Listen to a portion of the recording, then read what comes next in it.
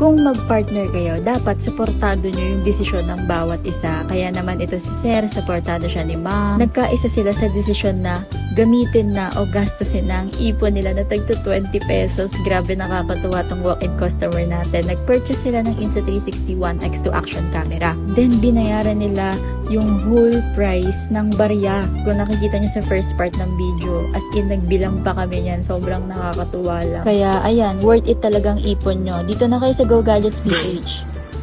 Thank you, Go Gadget PH. At salamat sa mga sa akin dito.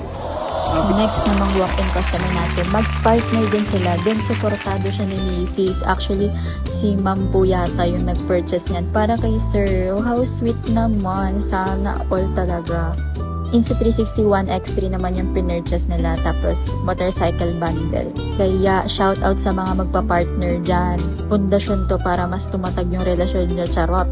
Perfect din yan pang gift sa mga jowa, sa mga asawa. Ayan, kung gusto nyo talaga mapasaya ang mga partner ninyo. Thank you, Go Gadget PH. At syempre, thank you sa misis ko. Sabihin ko FX3 Insta360. Thank you, sir. Sana all.